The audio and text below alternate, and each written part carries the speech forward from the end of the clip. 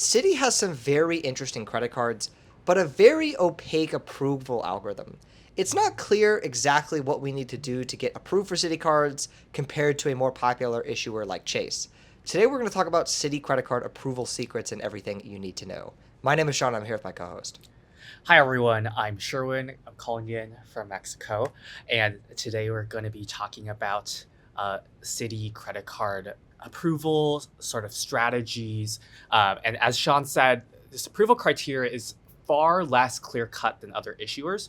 So we're going to walk through some hard rules we know about, but also some soft rules that we've learned from experience, and give some advice that if you follow will better increase your chances of getting approved for Citi cards. Now, let's start by first discussing which Citi cards are worth getting. Sean, do you want to begin with this one? Yeah, so I've right off the bat, like the AA cards can be very interesting, either if you're trying to gain like AA loyalty points, or, for most of us, just getting a nice, big, juicy sign up bonus from those cards can be very nice. The spend requirements are nothing too unreasonable, and AA points are like really, really, really useful. So those are some really interesting ones. I think also like the Strata Premier is also very nice for a similar reason. Large sign up bonus, you can transfer the points. City doesn't really have that many keeper cards. Compared to other issuers, you're really looking at getting the sign up bonuses. What other cards would you recommend, Sherwin? Yeah, although they don't have annual fee keeper cards, I would argue there are no annual fee cards are also pretty strong. So I'm talking about the City Double Cash, where you can earn 2x points on everything. City Custom Cash, where you can earn 5x points on category of your choice, up to $500 per month, as well as the Rewards Plus card, whose main perk is to give you a 10% rebate every time you redeem thank you points. And all of these cards earn thank you points. They have no annual fee. The points can be pulled with the City Strata Premier card to transfer out to partners for more value. So if you want to sort of trifecta or quadfecta setup, a City has a pretty effective multiplier system, in my opinion. So now let's kind of jump into the meat of today's topic, which is how to get approved for Citi credit cards. We'll begin with the hard rules. So first, you want to know whether your card has a 24 or 48 month sign up bonus clock. What does this mean, Sean? Yeah, so depending on the specific card you have, if you've opened that card within a certain period of time, whether like 24, 48 months, and like earn the bonus, you're going to be totally ineligible to earn that bonus again. So you need to make sure that you're with outside that window. Otherwise, there's no point in opening the card again. Yeah, and you want to be very careful because even if you're not eligible for the bonus, sometimes Citi will still approve you for the card, and it seems like it's fine until they don't give you the bonus later on, and it's a frustrating headache. And also, the sign up bonus clock is calculated from when you last earned the bonus, not when you last opened the card. So if you earned the bonus, say 2 to 3 months later after opening card, because usually you need to meet a sign up or a spending threshold to get the sign up bonus, um, you could accidentally mistime it if you base it off of when you open the card rather than when you got the bonus. So make sure you verify that information. Okay, the next rule to think about is the 1-8 rule and the 265 rule. So the 1-8 rule states that you cannot have more than one Citi application in an 8-day period. And the 265 rule states that you cannot have more than two Citi applications in a 65-day period. Now, notice I said Citi applications, not Citi approvals. So if you applied and you got denied, that still counts as an application toward this rule. Additionally, the Citi business cards have a one card in 90-day rule. And both business cards and personal cards combine toward the limit for the 65-day wait. So make sure you are aware of these and you don't just go apply for the cards even though you're not eligible under this criteria. Moreover, targeted offers do not bypass this rule. So even if you got a mailer for a card with a special offer, or they're inviting you to apply, make sure you still comply with this rule or you will be denied. Again, it's so you could apply like on day 1, and then on day 9, thus complying with the 1-8 rule, and then on day 66, thus complying with the 265 rule.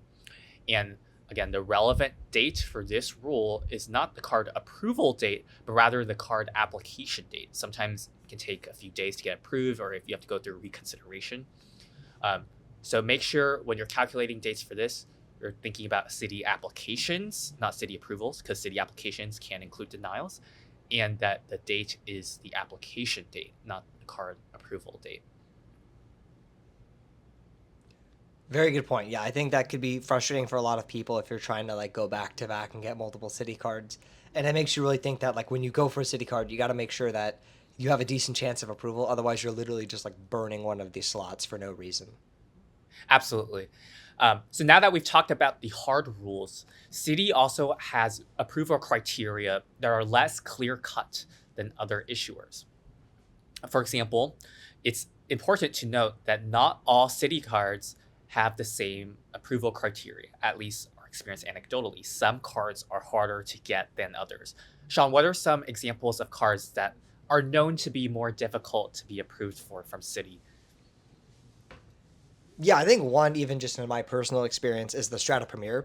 So I tried like probably 3 times, maybe even 4 times to get that card before I eventually got approved for it. It was really difficult for some reason. Yeah, for some reason that card they just seemed to be pretty strict with. Um, they seem to care about the number of accounts you've opened within the past 6 months as well. Like that seems to be a strong factor for them. So if you have like a high recent velocity, that even if your overall velocity in the past 2 years isn't that high, if within the last 6 months you have a higher velocity, they'll care more about that. Versus if you have like a higher velocity in the overall in the past 2 years, but you have like a not too high of a velocity within the last 6 months, it's not too big of a deal. But yeah, the Strata Premier, and then the AA Platinum seems to be harder. Like the personal American Airlines card seems to be harder to get than the business card. I can also vouch for that. I kind of YOLO applied for the Citi AA business card a while back, totally expecting a denial, and I was approved with quite a generous limit, surprisingly. That card, for some reason, the AA business card didn't seem that tough to get to me. But the personal AA card seems to, for whatever reason, ironically be harder to get, which is usually not the case when applying for credit cards. Usually the business cards are harder to get than the personal cards. But in this case, it seems to be the other way around. Sherwin, are there any other particular cards of note? I've also had the same experience of getting easily approved for the Citi Business AA card, but denied for the personal AA card.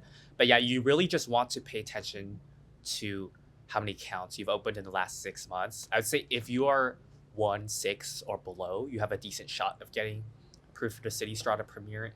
If you're above, it's more of a wash. But by being very careful about this 6 month period, I've been able to be approved for the Citi Strata Premier, as well as help my family get approved for this card because they also follow the same strategy.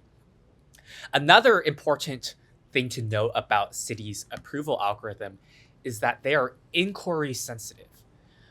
Some have reported that if you have any inquiries on the credit report that they pull, which tends to be Experian, from the last 5 days of your application, is generally an automatic denial. But we are not very certain about this 5 day period. There's conflicting data points, but generally, if you just applied for card and have that inquiry on your Experian profile, especially, you may want to hold off because you have a lower chance of getting approved. Sean, have you had a similar experience with this? Yeah, I mean, so I feel like for what I've done to negate kind of the Citi inquiry kind of sensitivity is what I try to do is when I can redirect inquiries to other bureaus that are not Experian. Because, yeah, I agree, a Citi tends to pull Experian, at least for me. And so, for example, like uh, if you're doing something like applying for a Capital One card where they pull all 3 bureaus, but then you freeze Experian, they still will pull 2 bureaus, and you can still be approved, at least in my experience, just from those 2 inquiries. But by not having the inquiry on Experian, it allows me to free it up for something like a Citi application.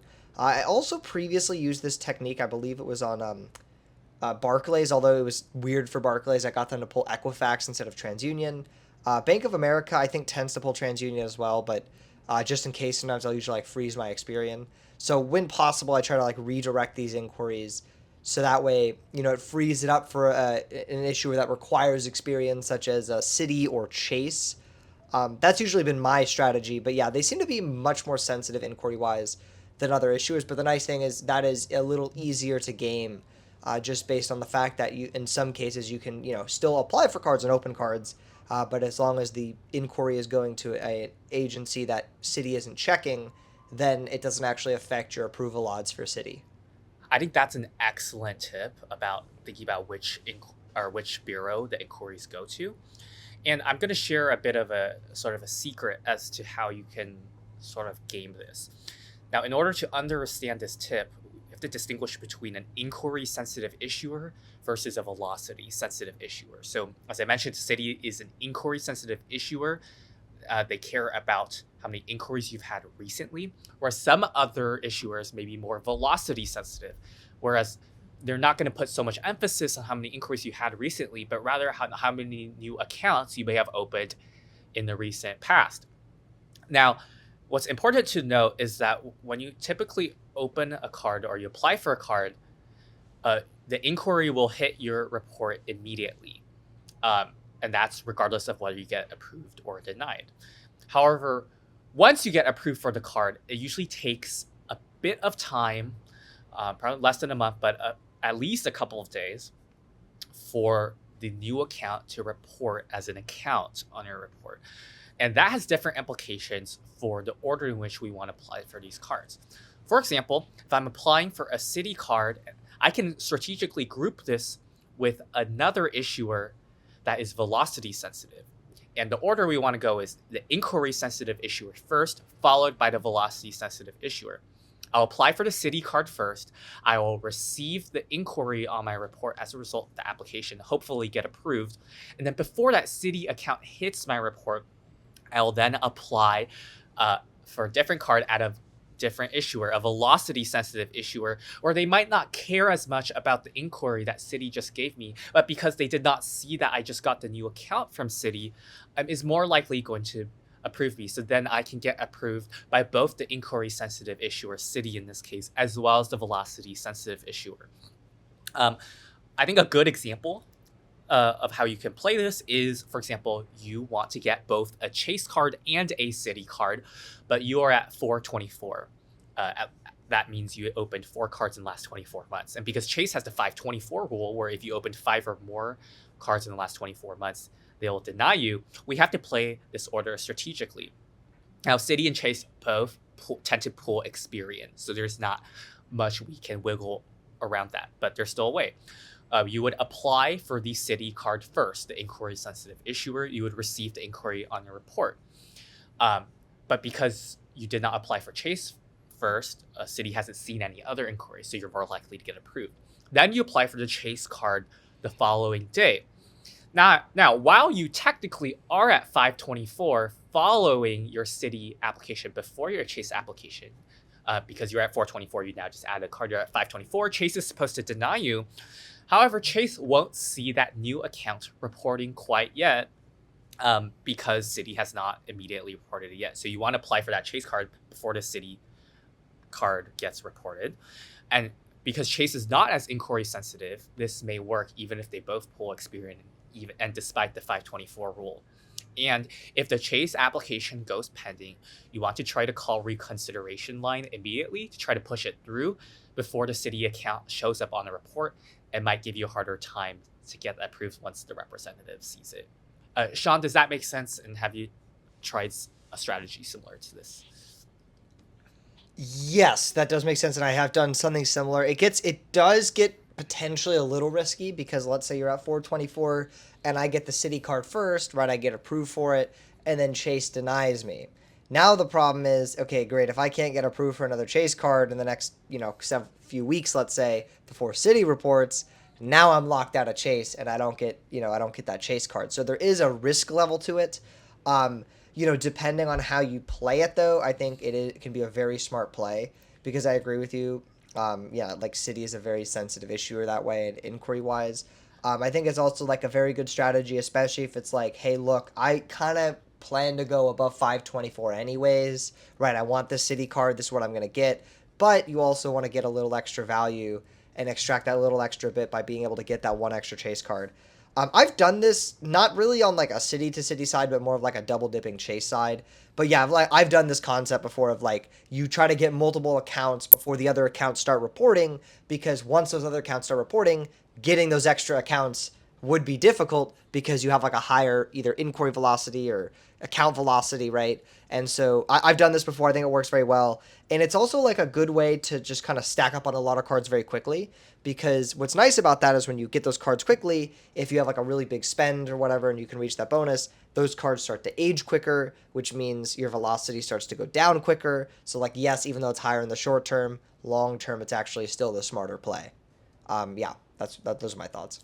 Yes, and I guess the other tip I would have is that if you can't get the card you want, you can consider product changing. Now, the big disadvantage, of course, is that you won't get a sign up bonus from product changing, but Citi does allow product changes pretty easily, even from a co branded card to a non co branded card. So, for example, downgrading your AA personal card to like a Citi double cash or Citi custom cash, I've heard is possible. Or, if you can't get the Premier, but you really need to transfer points, you could upgrade, say, your double cash or custom cash to a Premier. You won't get the bonus, but you'll at least be able to get that card. So just something to think about. Okay, so let's wrap up here. Remember the main rules about the number of applications you can have in an 8 or 65-day period. Remember that Citi cards, some of them are harder to get than others. Remember that they're inquiry sensitive, and you can strategically time your applications by going to the inquiry sensitive issuer first and then the velocity sensitive issuer. So those are the main tips that we have. Sean, is there anything else to add before we wrap up? No, I think you covered it pretty well. Excellent. So if you enjoyed today's episode and found the information useful and helpful, please consider liking this video and subscribing to our channel. If you're interested in applying for any credit card, please consider using the links down in the description below. It greatly helps support the channel. And Sean, why don't you plug our Discord? If you want to connect with an elite group of award travelers and credit card enthusiasts entirely for free, check out the Traveling Discord at the link in the description. You will learn a ton, I promise you. Thank you so much for watching, and we will see you next week.